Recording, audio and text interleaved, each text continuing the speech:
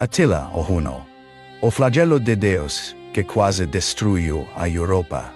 Historia sangrenta. And imagine a world on the brink of collapse, where a single man's name strikes terror into the hearts of emperors and common folk alike. Picture an army so vast, so ruthless, that entire cities vanish under its shadow, leaving nothing but ash and despair. This is not a tale of fiction, but the chilling reality of the 5th century, when one warlord nearly erased Western civilization from the map. His name was Attila, known as the Scourge of God, a figure so feared that mothers across Europe whispered his name to scare children into obedience. Who was this man who made the mighty Roman Empire tremble? How did a nomadic warrior from the vast steppes of Eurasia bring one of history's greatest powers to its knees? And what drove him to unleash destruction on a scale so apocalyptic that it still echoes through time? If you're fascinated by the dark corners of history, stick with me as we uncover the terrifying truth of Attila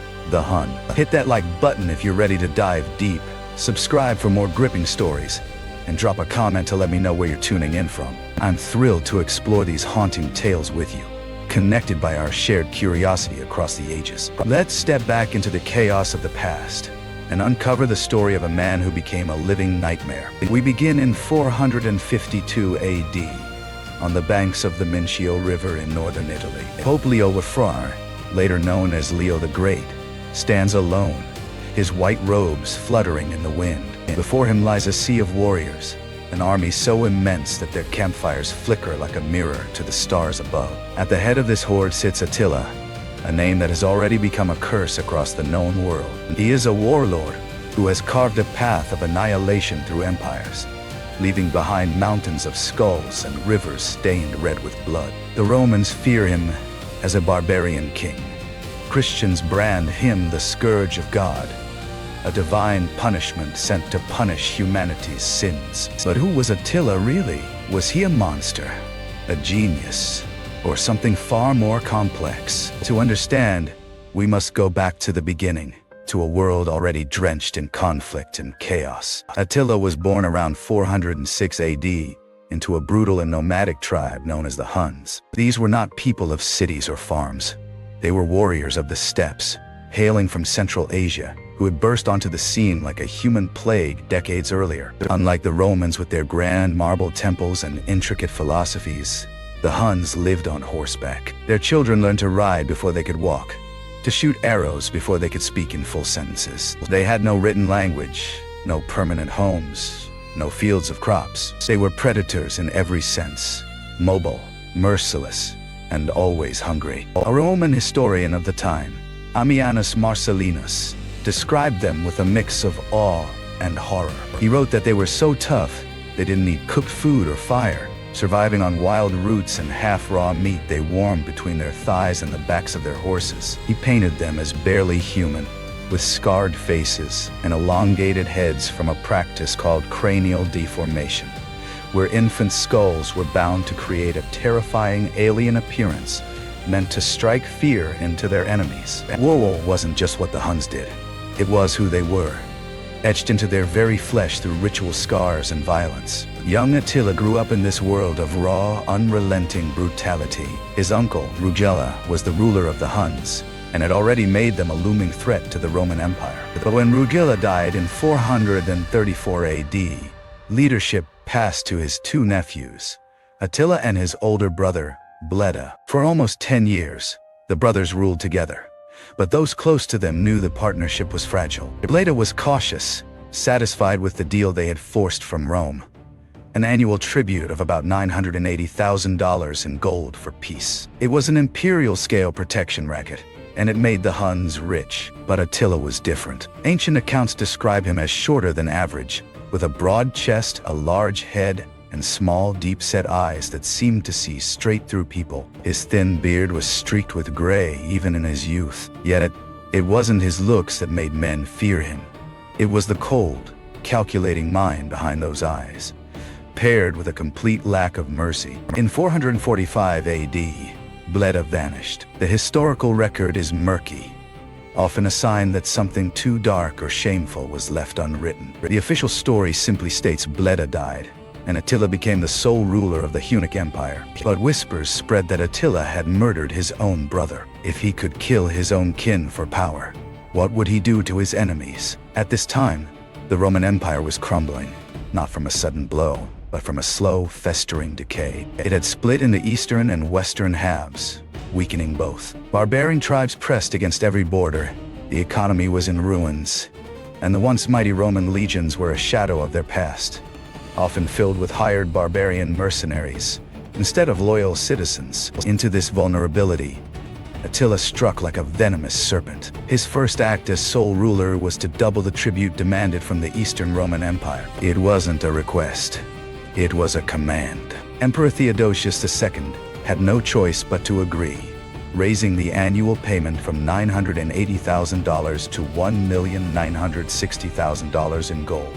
The greatest empire in the world was now paying protection money to a nomadic warlord, and everyone knew it. But Attila understood power on a deeper level. It wasn't just about taking wealth, it was about instilling fear of what he could take. He built his empire not on laws or governance, but on pure, calculated terror. When a Germanic tribe called the Burgundians refused to bow to Hunnic rule, Attila didn't just defeat them in battle, he obliterated them as a people. His warriors swept through their lands like a deadly storm, killing every man of fighting age, enslaving women and children, and burning every village until only blackened earth remained. The surviving Burgundians were so broken that their culture never recovered.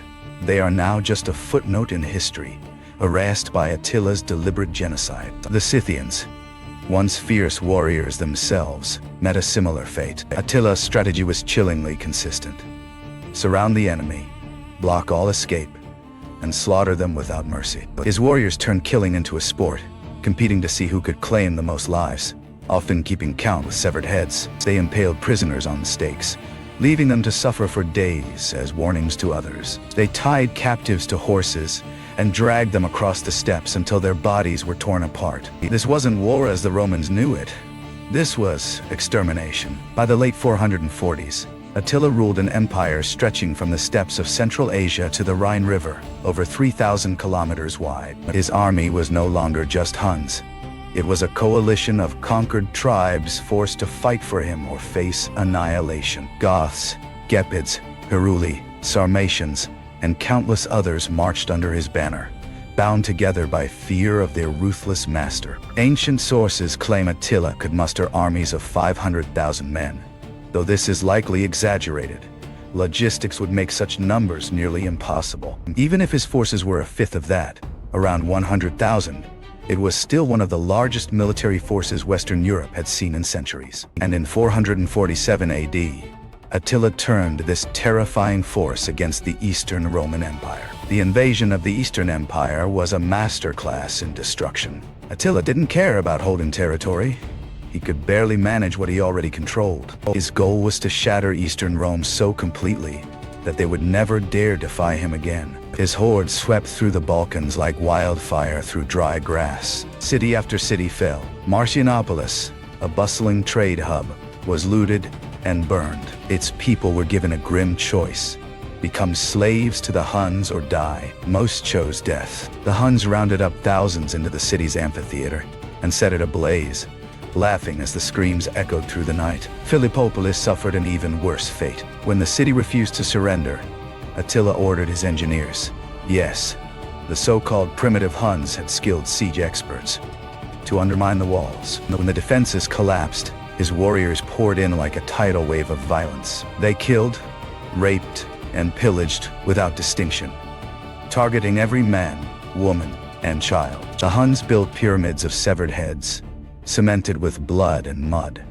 as grotesque trophies. At Philippopolis, one such pyramid was so massive it could be seen from kilometers away, a horrifying monument to their cruelty. City after city fell. Arcadiopolis, Serdica, Rachiaria, each name a marker of thousands of lives lost in terror. The Huns played sick games with captives, forcing parents to choose which child would die first or making men fight to the death with bare hands for a chance at slavery instead of execution. Emperor Theodosius II, hiding behind the mighty walls of Constantinople, was helpless. His armies were crushed in every battle. At the Battle of the Utis River, over 10,000 Roman soldiers died in a single afternoon, many drowning in the river as they fled in panic, dragged down by their own armor. A historian of the time, Priscus, wrote that the killing was so vast no one could count the dead. The Huns looted churches, slaughtered monks, and defiled sacred places. Another source noted that roads were lined with corpses and rivers ran red with blood for days. This was an exaggeration. When tens of thousands die in a short span, the landscape itself becomes a graveyard, marked by decay and horror. Constantinople, the greatest city of Christendom with over 500,000 souls, seemed doomed. The Huns reached its walls and began siege preparations. But Attila faced a problem. He couldn't breach the Theodosian walls, a triple-layered fortress of stone that had never fallen. He could destroy everything around the city, but Constantinople itself was untouchable. So, he did what any ruthless leader would.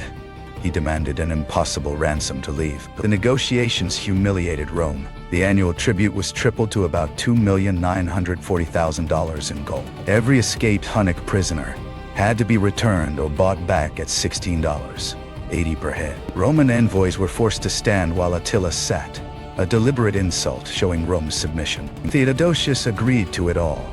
He had no other option. The Eastern Empire was bled dry, its Balkan regions so devastated that some areas wouldn't recover for centuries. Entire cities disappeared, their people killed or scattered, their ruins swallowed by time. Attila returned to his capital, a sprawling tent city on the Hungarian plains, loaded with gold and slaves, having proven he could crush the Eastern Empire whenever he wished. But Attila's hunger for destruction only grew. With Eastern Rome broken, he turned his gaze to the west. The excuse for invasion came from an unexpected source, a desperate Roman princess named Honoria. She was the sister of Western Emperor Valentinian III, and despised her life as a political pawn, destined for a loveless marriage to secure some alliance. Under constant watch, her every move controlled, she rebelled. When guards discovered her secret affair with a chamberlain, Valentinian had the man executed and planned to marry her off to a dull, loyal senator. In a move that was either cunning or incredibly naive,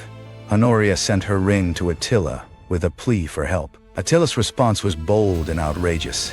He claimed the ring was a marriage proposal, which he accepted. As her fiancé, he demanded half the Western Roman Empire as her dowry. It was a flimsy pretext for war, and no one believed it was genuine. But Attila didn't care. He had his reason, and that was enough. There was also a practical motive. After Theodosius II's death in 450 AD, the new Eastern Emperor, Marcian, refused to continue paying tribute. Without that gold, Attila needed a new source of wealth to sustain his empire and armies. So in 451 AD, he gathered the largest force he'd ever led and marched west. And the Hunnic horde crossed the Rhine River early that year, launching what might be the most devastating campaign Western Europe had ever seen. They moved with terrifying speed, covering up to 80 kilometers a day, a pace unheard of for armies of that time. They didn't bother with supply lines. They lived off the land, which meant stealing everything and killing anyone who resisted. Metz was the first major city to fall on April 7th, 451 AD, just after Easter. A deliberate choice to shatter Christian morale during their holiest time. The Huns surrounded the city, scaled the walls in the pre-dawn darkness, and unleashed 48 hours of unrelenting violence. Every building was looted, every church desecrated. The Huns despised Christianity, seeing it as a religion of weakness. They dragged priests from altars and beheaded them with their own sacred tools, forced nuns to perform degrading acts before killing them. By the time they left, Metz was a smoldering ruin. Of its estimated 20,000 residents, fewer than 1,000 survived, kept alive only as valuable slaves. Reims fell next, then Auxerre. Troyes narrowly escaped total destruction when its bishop, Lupus, rode out to negotiate with Attila, an act of either immense bravery or sheer madness. Legend says Lupus begged on his knees for mercy, and for reasons unknown, Attila agreed. But only after taking a huge tribute and hostages, including Lupus himself. The true target, though, was Paris. Smaller then, confined to the Ile de la Cité, it held immense symbolic value. If Paris fell, all of Gaul would be vulnerable. As the Huns approached, panic gripped the city, and thousands fled. But a young woman named Genevieve, later Saint Genevieve, reportedly urged the people to stay and pray. Whether by miracle or luck, Attila bypassed Paris and moved south to Orléans. The siege of Orléans began on June 14, 451 AD. The city's walls were strong, but the Huns had siege towers, battering rams, and endless patience. They bombarded the defenses day and night, with captured Roman weapons, arrows falling like deadly rain. The defenders knew it wasn't a matter of if the walls would fall, but when, and when they did, no one would survive. Yet, help was on the way. Western Roman general Flavius Aetius had been desperately assembling an army to face Attila. Aetius was a complex figure who had once lived among the Huns as a hostage and knew Attila personally. Some even say they were once friends, but past ties meant nothing now. Aetius achieved something unprecedented, an alliance between Rome and its usual enemies: Visigoths, Burgundians, Franks, Alans, and Saxons, tribes that often fought Rome or each other, united against the common threat. They all knew that if Attila won, there would be nothing left to fight for. On June 20th, 451 AD, Aetius's army reached Orléans just as the walls were crumbling. The Huns retreated, setting the stage for one of history's most pivotal battles. The two forces clashed near modern-day Châlons-en-Champagne, on a vast plain soon soaked in blood. Ancient accounts claim 500,000 men fought there, an exaggeration, but it was still among the largest battles of the ancient world. Attila was uneasy. His shamans, reading omens in animal entrails and smoke, predicted a great leader would die. He assumed it would be Aetius and pressed on. The battle raged from afternoon into the night, brutal and desperate. Men slashed with swords and axes. Cavalry charges shattered infantry lines. Visigothic king Theodoric I fell, either trampled in the chaos or struck by a spear. Accounts differ. His son, Thorismund, took command, fighting with vengeful fury. The Huns were pushed back into their fortified camp. Facing defeat for the first time, Attila ordered a massive funeral pyre built from saddles, ready to burn himself alive rather than be captured, taking as many foes with him as possible. But Aetius made a puzzling choice. He didn't press the attack. As night fell over a battlefield of groaning, wounded, and scavenging beasts, he let Attila escape. Why? Some historians think Aetius wanted Attila alive as a counterbalance to the Goths, maintaining a fragile power balance. Others believe he lacked the strength to finish the fight. A few whisper that old ties between the two men held Aetius back. Whatever the reason, Attila retreated across the Rhine. The invasion of Gaul had failed. Casualty estimates range from 100,000 to 300,000, so many that the battlefield reeked of death for years, and locals avoided it, claiming ghosts of the fallen still fought at night. But Attila wasn't finished. In 452 AD, he returned with revenge in mind. If he couldn't conquer Gaul, he would take Italy and sack Rome itself to prove no one could stop him. His army poured over the Julian Alps like a human avalanche. The first target was Aquileia, one of northern Italy's richest cities, so grand it was called the Second Rome. The siege lasted months. The Aquileians fought desperately, hurling stones and boiling oil, launching surprise attacks, praying to every deity they knew. It wasn't enough. When the city fell, Attila, enraged by the delay, ordered no mercy. The Huns killed every living thing: men, women, children, even animals. They burned every structure, tore down the walls stone by stone, and diverted rivers to flood the ruins. Aquileia was erased from the earth. Archaeological evidence shows the destruction was so total that it never recovered. Modern Aquileia is a small town built nearby, as nothing remained of the original. Refugees fled to coastal lagoons, building settlements on muddy islands to escape the Huns, settlements that would grow into Venice, a city born from Attila's brutality. Padua fell next, then Piacenza, Verona, and Brescia. Milan, second only to Rome, surrendered without a fight, hoping for mercy. Attila took everything of value, leaving the city a hollow shell. The path to Rome was clear, and the Eternal City was defenseless. Emperor Valentinian III had fled to Ravenna. The army was shattered, and the people were in panic. This was it. The heart of Western civilization, the center of Christendom, was about to fall. Then, Pope Leo, I did something unthinkable. He decided to meet Attila face to face and convince him to turn back. On the banks of the Mincio River, one of history's most iconic meetings unfolded. Pope Leo, with a small group of priests, faced the Scourge of God. What they said remains a mystery. No one recorded the exact words, but the outcome is clear. Attila turned his army around and left Italy. Why? Christian legend claims a miracle.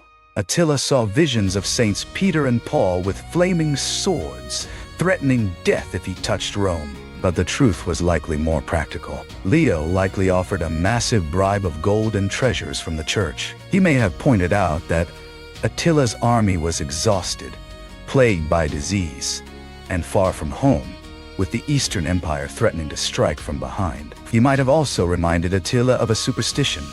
Alaric the Visigoth had sacked Rome in 410 AD and died soon after, fueling a belief that Rome cursed its violators. Attila, despite his brutality, was deeply superstitious, guided by omens and prophecies. Whatever mix of bribes, threats, and warnings Leo used, it worked. Attila took the treasure and retreated, marking one of the greatest diplomatic victories in papal history. Leo became Leo the Great, and the church gained power that would shape Europe for centuries. But for Attila, this was a strategic retreat, not a defeat. He vowed to return the next year with an even larger force to finish what he started. Rome's reprieve was temporary, yet fate had other plans. In 453 AD, Attila decided to take a new wife, Ildiko, a young and reportedly beautiful Burgundian princess given as tribute. He already had multiple wives.